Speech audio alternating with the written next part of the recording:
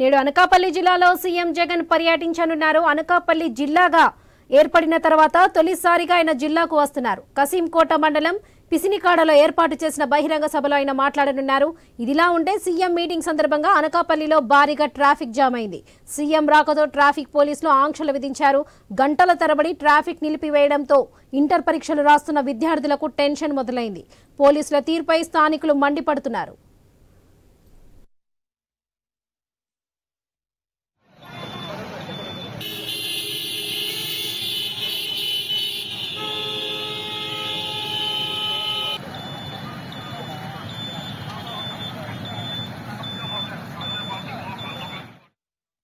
నేడు అనకాపల్లి జిల్లాలో సీఎం జగన్ పర్యటించనున్నారు. అనకాపల్లి జిల్లాగా ఏర్పడిన తర్వాత తొలిసారిగా ఆయన జిల్లాకు వస్తున్నారు. కసింకోట మండలం పిసినికాడలో ఏర్పాటు చేసిన బహిరంగ సభలో ఆయన మాట్లాడనున్నారు. ఇదిలా ఉంటే సీఎం మీటింగ్ సందర్భంగా అనకాపల్లిలో భారీగా ట్రాఫిక్ జామ్ అయింది. సీఎం రాకతో ట్రాఫిక్ పోలీసులు ఆంక్షలు విధించారు. గంటల తరబడి ట్రాఫిక్ నిలిపివేయడంతో ఇంటర్ పరీక్షలు రాస్తున్న విద్యార్థులకు టెన్షన్ మొదలైంది. పోలీసుల తీరుపై స్థానికంగా మండిపడుతున్నారు. ఇక ఇదే విషయంపై మరింత సమాచారం మా ప్రతినిధి వాసు అందిస్తారు. వాసు, చెప్పండి. ఇవాళ అనకాపల్లి జిల్లాలో సీఎం పర్యటన ఉంది కాబట్టి ఇదే విధంగా ట్రాఫిక్ ఆంక్షలు కూడా విధించారు.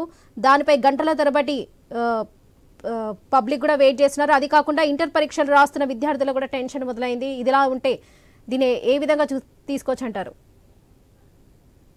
ఇవాళ అనకాపల్లి జిల్లాలో సీఎం పర్యటన ఉంది. అనకాపల్లి జిల్లా ఏర్పడాక తొలిసారిగా అనకాపల్లి రావడంతో పోలీసులు అయితేనే అధికార పార్టీ అయితేనే భారీ ఏర్పాట్లు చేసింది. కసింకోట మండలం పిసినికాడలో ముఖ్యమంత్రి బహిరంగ సభ ఏర్పాటు చేశారు. సభకు సంబంధించి ఏర్పాట్లను కూడా పూర్తి చేశారు. జగన్ మరి కాసేపట్లో ప్రత్యేక విమానంలో గన్నవరం నుంచి విశాఖ విమానానికి చేరుకుని ఇక్కడి నుంచి హెలికాప్టర్ లో కసింకోట వెళ్తారు. ఈ నేపథ్యంలో ట్రయల్ రన్ పేరుతో ఉదయం నుంచి కూడా 2-3 సార్లు వాహనాల శ్రేణి వెళ్లడంతో మొత్తం కసింకోట మండలంలో కసింకోట జంక్షన్ లో ట్రాఫిక్ జామ్ అయిపోయింది. ట్రాఫిక్ జామ్ అయిపోవడంతో ఉదయం ఇంటర్మీడియట్ రాస్తున్నటువంటి విద్యార్థులు వెళ్లాల్సిన టైంకి వెళ్ళాక ఇబ్బంది పడుతున్నారు. వాళ్ళ తల్లిదండ్రులు అయితే విద్యార్థులు అయితే మండిపడుతున్నారు. సీఎం ఎప్పుడు వచ్చినా సరే ఇదే పరిస్థితి ఏర్పడుతుంది. విశాఖ అయితేనే అనకాపల్లి అయితేనే ఎక్కడికి వచ్చినా సరే ఇదే పరిస్థితి ఏర్పడుతుంది.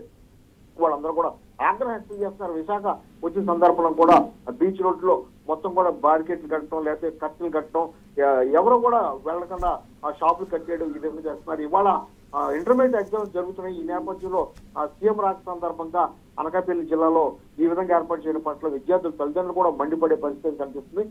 ఇవాళ వైఎస్ఆర్ చేయూత 4వ విడత కార్యక్రమంలో భాగంగా ఆ పిసినికాడలో ఏర్పాటు చేసిన సభలో ముఖ్యమంత్రి 25 లక్షల మంది చేయూత లబ్ధిదారులకు అందజేయనున్నారు. ఈ సందర్భంగా ఈ సభ ఏర్పాటు చేశారు. మంత్రి అమర్నాథ్ కూడా దగ్గరుండి ఏర్పాటు చేస్తున్నారు. కానీ కసింకోట జంక్షన్ లో ఆ ట్రాఫిక్ జామ్ అయిపోవడం కారణంగా విద్యార్థులు అయితే అసౌకర్యానికి గురని చెప్పొచ్చు. Varalakshmi. Right Vasu, thank you.